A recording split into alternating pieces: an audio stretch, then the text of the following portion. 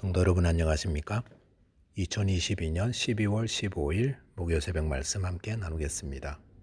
함께 나누실 하나님 말씀은 전도서 4장 1절에서 16절까지입니다. 본문은 해 아래 인생이 허무한 원인을 계속해서 밝히고 있습니다. 본문을 통해서 인생의 목표를 하나님께 두어야 함과 이 땅의 모든 것은 하나님께로부터 말미암았음을 알아야 함에 대해 묵상하겠습니다. 첫째 묵상할 내용은 인생의 목표를 하나님께 두어야 한다라는 것입니다.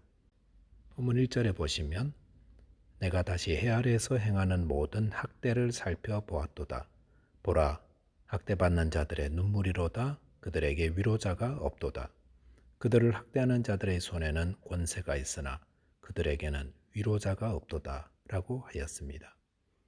본문에서는 이 땅에서 행해지는 모든 학대에 대해 이야기하고 있습니다. 학대란 자신의 이익을 위해 다른 사람의 권리와 이익을 부당한 방법으로 무시하고 침해하는 모든 악한 행위를 의미한다 할 수 있습니다. 사람들이 살아가는 이 세상에는 학대가 늘 있습니다. 오늘날에도 가정에서부터 나라들에 이르기까지 이런 학대가 비일비재합니다. 그런데 학대를 당한 자는 괴로움을 당하여 고통 가운데 눈물을 흘리는데 사회 구조적으로 이 학대를 해결해 주지 못합니다.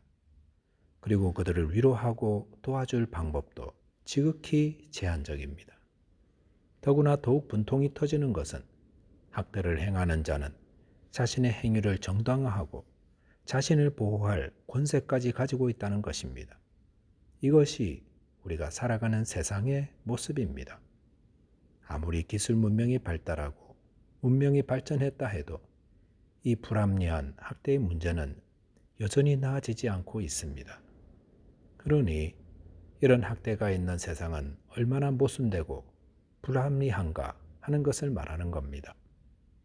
본문 2절 3절에 보시면 부조리하고 불합리한 세상에서 사는 삶에 대한 회의와 절망에 대해 말하고 있습니다. 여기 보시면 죽은 지 오랜 죽은 자들과 출생하지 않은 자들이 살아있는 자들보다 더 복되다라고까지 하였습니다. 이것은 죽음을 예찬하는 것이 아니라 죽은 자는 적어도 산 자들이 경험하는 이런 부조리하고 모순투성이의 학대로부터 해방되었기 때문이라는 것을 말하는 겁니다. 본문 4절에 보시면 내가 또 본즉 사람이 모든 수고와 모든 재주로 말미암아 이웃에게 시기를 받으니 이것도 헛되어 바람을 잡는 것이로다라고 하였습니다. 이것은 인간 사회에 만연한 시기 질투를 이야기하고 있습니다. 사람들은 성실히 일해서 성공하면 행복한 삶을 살 수 있다고 생각합니다. 그런데 성공하고 나면 예상치 못한 주위의 시기와 질투가 따른다는 겁니다. 우리가 사는 세상이 이런 곳입니다. 그러니 이런 세상에 무슨 소망과 기대를 가질 수 있겠습니까? 본문 5절에 보시면 우매자는 팔짱을 끼고 있으면서 자기의 몸만 축내는도다라고 하였습니다. 이것은 비록 세상에서 성실하게 행하여 성공한 삶이 헛되어 보여도 아무 일도 하지 않는 우매자의 삶은 더욱 어리석인 것임을 말하고 있는 겁니다. 본문 6절에 보시면 두 손에 가득하고 수고하며 바람을 잡는 것보다 한 손에만 가득하고 평온함이 더 나으니라 라고 했습니다. 여기서 두 손에 가득하고 수고하며 바람을 잡는다라는 것은 이 땅의 헛된 욕망을 붙잡으려고 정말 소중한 것까지 포기하는 어리석은 자를 의미합니다.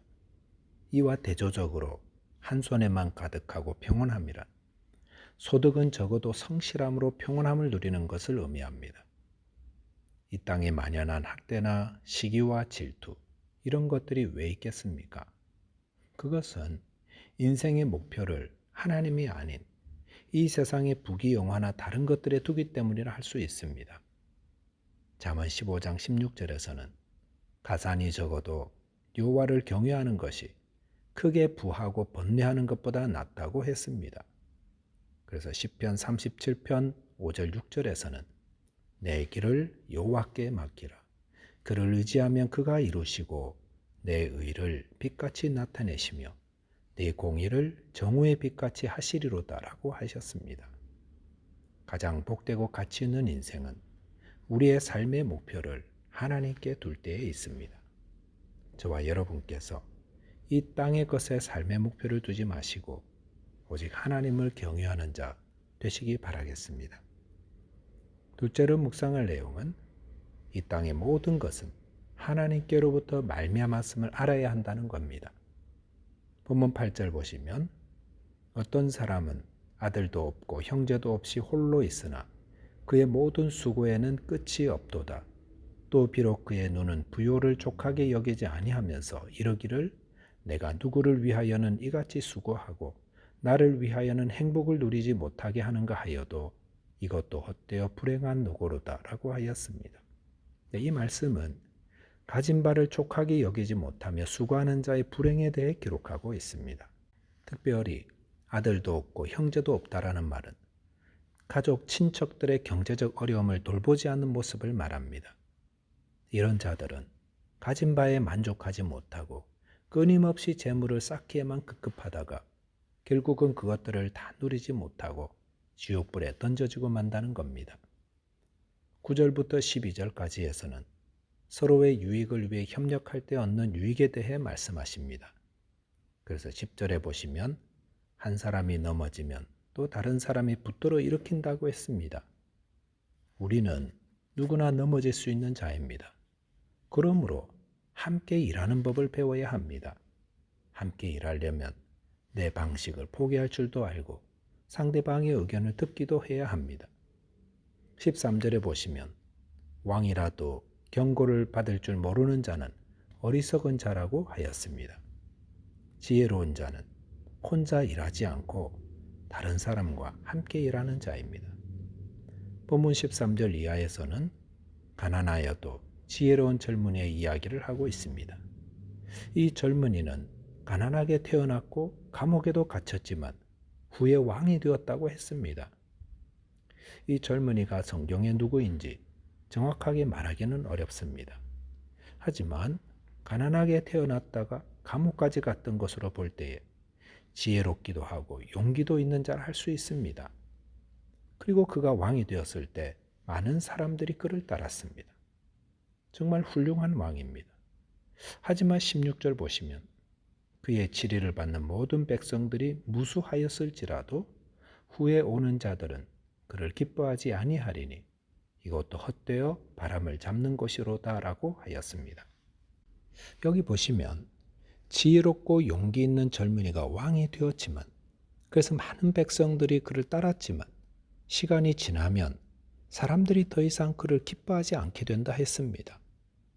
권불 10년이라는 말이 있는데 아무리 막강한 권세도 10년을 넘지 못한다 하였습니다. 물론 어떤 자들은 10년을 넘어서까지 권력을 유지하기도 하지만 이것은 인간 세상에서의 권력은 결코 영원하지 못함을 말하는 겁니다. 제 아무리 뛰어난 리더십을 가지고 있고 세상의 환호를 받는 자라도 이내 지고 마는 꽃처럼 허무하다는 것을 말합니다. 역대상 29장 12절에서 다윗 왕은 이렇게 고백했습니다.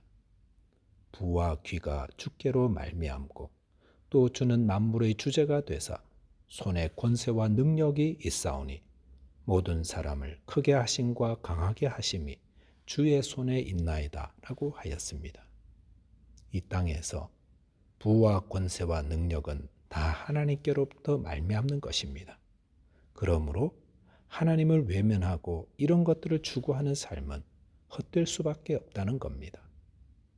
말씀을 정리하겠습니다. 인생의 목표를 물질이나 권세나 성공에 두면 허무한 인생이 됩니다. 성도는 이 모든 것을 주신 하나님의 뜻을 깨달아 하나님을 경외하는 자 되어야 합니다. 기도하겠습니다. 하나님 아버지, 저희가 누리는 이 땅의 것들 모두 주님께 속한 것임을 아는 지혜를 주옵소서. 저희 마음이 이런 것들에 사로잡혀 허무한 인생 되지 말고 주님의 뜻을 따르며 주님만 경외하는 자 되게 하여 주옵소서.